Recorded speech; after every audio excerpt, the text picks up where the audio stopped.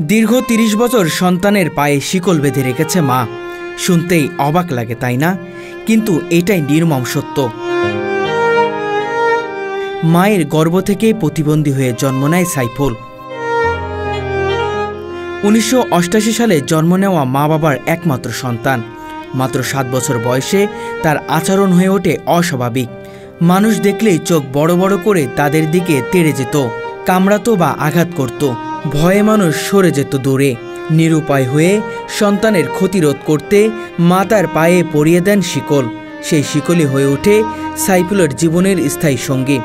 ৩০ বছর বান্ধ যাচ্ছি যে মানুষের মায়ের দরকার, আর জায়গা পাওয়া যায় না, কারা তালাশ করবো। একবার ৬ দিন বড় পাইলাম না, হে বালু চরে গেছাল গা মোরা নাতিনে বালুর খেপ দিবার যে হেঁটে আনছে আইনা দিছে, তারপরে যে বান্ধা আর সারা।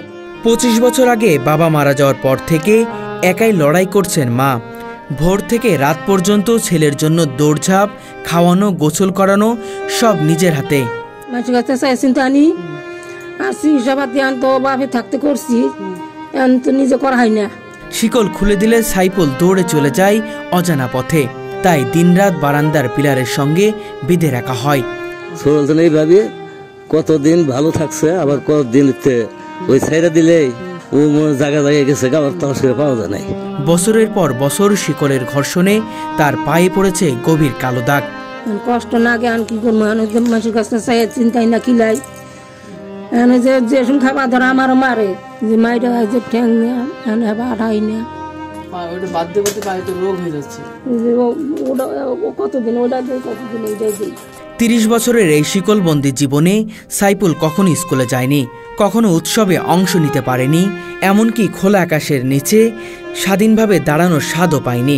সারাদিন এতে যে ঘরের দুয়ারে বান্ধা, সারাদিন বান্ধা থাকে ঘরের দুয়ারে। যদি কালে কই যে বাইরে বাইরে বাইরে আসবো না, ও নেই খুঁটি দেবে তখন টানলেও বাইরে হবো না। তাহলে আমি যদি কই যাই তাহলে ঘরে তালা দিয়ে কোনো হানে যাই, তাও দিবার দিব না, ওই ঘরের দুয়ারেই বই থাকবো। আবার যদি কেউ ওই আহে তাও কবার খেমবো না। জন্মের পর থেকেই চিকিৎসকদের কাছে নেওয়া হলেও কোনো সুনির্দিষ্ট রোগ নির্ণয় করা হয়নি।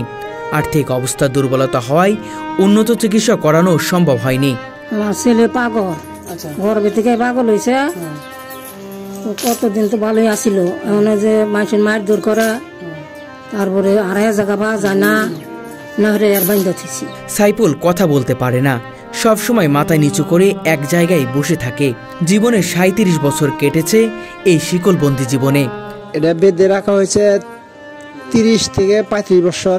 ও তো মানে ছোটবেলা থেকে আমরা দেখতেছি যে এরকমই এভাবে বেঁধে রেখেছে। এভাবেই। কারণ কি একটু বলুন তো? কারণ বাইদা না রাখলে পরে ও হারিয়ে যায় বাড়ি থেকে, মানে বিভিন্ন দেশে জায়গা। মা ছেলের জীবন কাটছে অন্যের বাড়িতে, যে কোনো মুহূর্তে উচ্ছেদের ভয় মাথায় নিয়ে। নেবা মানুষের বাড়ি যাহাই না কিছু না, আমি একটু মানুষের জায়গায় থাকি। মানুষের একটু ওইলে ঘর ভাঙ্গিনে জায়গা, তাহলে ঘরটা ভাঙ্গিনে কোন যাবো। আনারা যদি আমার এই পোলারে ১ করা ২ করা জায়গায় দিতেন তাহলে আমি খুশি হইতাম। বয়সের ভারে নজ্জু মা এখন অসুস্থ, আর আগের মতো ভিক্ষা করেও সংসার চালাতে পারে না। সরকারি সহযোগিতা নেই বললেই চলে। খাবারের অভাব, চিকিৎসার অভাব, সব মিলিয়ে এক অসহায় বাস্তবতা।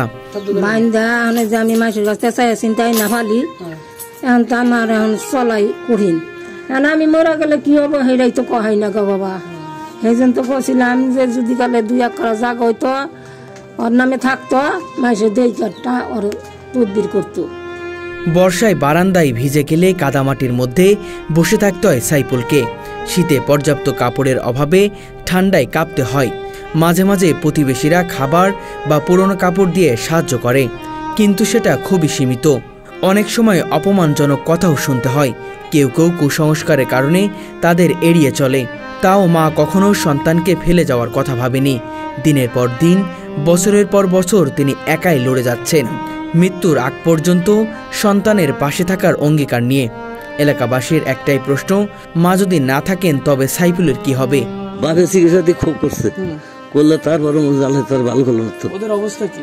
অবস্থা নাই বলতে কিছুই নাই, আর শুধু আর মাটা আছে। ওই মা চাই চিন্তাই না খিলা এই 3 ইয়ার সম্ভব, তাছাড়া কোনো সম্ভব নাই। আর এই মা মরে গেলে আর কি হবো এটা কেউ কইতে পারবো না। এই গল্প শুধু একটি পরিবারের নয়, এটি আমাদের সমাজের জন্য এক বড় সতর্কবার্তা। হয়তো এখনই সময় আমরা এই মা ও সন্তানের পাশে দাঁড়াই, তাদের বেঁচে থাকার লড়াইয়ে হাত বাড়াই। 30 বছর ধরে মনে কত সময় না, মায়ের যে কত কষ্ট এটা মায়ে জানে, আর তো কেউ জানে না গো। বাবা আনে রাজি কথা শুন, আনে রাজি দেখতে ই করে দেন, তাহলে আনে করে খুব খুশি মানুষ। আমি বলানো আছে কিভাবে থাকি আল্লাহ মা কোথায় জানে, মানুষে কোয়াবো না। বয়স 40-50 শহরে নাই কিছু, গর্বে থেকে গেছি। ঠিক ছিল তো আবার 10 বছর 12 বছর। তারপরে তো কতদিন ওই গরু আড়ি যে থাকছে, এনে থাকছে, উনো থাকছে, মানুষের বাড়ি বাড়ি ঘুরছে। তারপরে থেকে বেশি হইলো, তারপরে থেকেই বান্ধা, বাবে থাকতেই বান্ধা। ওর বাবা মারা গেছে 20 বছর ধরে। ওর বাবা বাইচা থাকতে না কাজে মাসের কাছে অসুখ আসছিল, চাই চিন্তাই না খাইছি। ওর বাবা মারা গেল গা, এনে যে পোলা বান্ধা। আর পরিবারে কেউ নেই, কতটা কষ্ট দেয়, কত সময় জোর করে ডুব গাছ গোসল ধোয়া বানে ডুবো না। তারপরে খাওয়াবার যেটা না থাকবে সেটাই চাবো, তার দিন কোন থেকে ফাম কোনে এই কব মাংস দে, এই কব যে খই দে, চিরা দে, আমি না ফাম কোনে। হ্যাঁ, প্রতিবন্ধী তো কষ্ট হয়, প্রতিবন্ধী পাগল কষ্ট হবো না কি হবো। হেরান খোদায় তো দেয় নাই, খোদার যেটা ইচ্ছা সেটা দিছে। কি অভিযোগ, আল্লাহ কি অভিযোগ করবো? আল্লাহ তো কিছু করলো না। আল্লাহ যদি করতো তাহলে তো কইতই। আল্লাহ তো ভালো করলো না, নিলও না। এখন আমার যে কত কষ্ট সেটা আমি বুঝি। যে কারে কেউ আইলো না গেল কিছুই কহাবো না, কোনো খেয়ালই নাই। আবার খেনে সময় যদি কোনো আনি যাই তাহলে মা গো মা মা মা কোনো গেছ। এইভাবে ওর জীবনটা কাটাচ্ছে। ভাত খায়, খাবার দাবার খাওয়াই কে? আপনার খাওয়াই দিতে নাকি? আধেই খায়, নিজের আধে খায়, আধেই খায় ফালাইয়া ছড়াইয়া। সন্তানের এত কষ্ট তো আসি গো, মেলা কষ্ট। গাও গোসল ধোয়ার নাগে, পায়খানা পিখানা যায় নিয়ে যান নাগে। আবার এই যে এন থেকে উনু নেও, ওন থেকে এনু নেও, এনা তাহলে কষ্ট না? তাহলে এই পোলাই আমার খেসপানা করবো, এখন তো তারই খেসপানা আমার করন নাগে। তাহলে এখন কি করবো? আর তো করার কিছু নাই। কান্না তো করি গা, কান্না করে কি করবো? আর কান্না করলো তো নাম নাই, কষ্ট না করছে। গাও গোসল ধোয়াই, ওই যে না পারে জানেরা দালাই না, ঘরের মধ্যে পেন্টিং আনিছিলাম কিবা করলো, ও তো গাও গোসল ধোয়া বানালো, ও তবা করে। গাও গোসল ধোয়া জোর করে যদি ধোয়া তাহলে আমার মায়ের দৌড় করবো না, জোর করে ধোয়াই না। বাবে খুব চিকিৎসাতি করছে, বাবে খুব চিকিৎসাতি করছে, মধ্যে কোনো ভাইলেই আল্লাহ তার ভালো করলো না। কোনো সময় মানে মাথা যদি অন্যরকম থাকে, মন ভালো থাকলে ভালোই কথাবার্তা বলে। আবার কোনো সময় দেখা যায় পোলে পানে ভয় পায়, বা কোনো ছেলে মানুষ বা মেয়ে মানুষ হলে মানে যে তারে হুদায় হাইপটা ধরে। গরিব মানে চলার মতো একদম মানে কোনো গোছই নাই। মা আর ছেলে, মা এই মানুষের কাছে চাই আনে, কেউ কিছু দিলে নেয়। এখন মনে করুন যে 10 জনে যদি ওর দিকে একটু ই করে, তাহলে যেমন পালার একটু খাবার গোছ থাকে আর কি।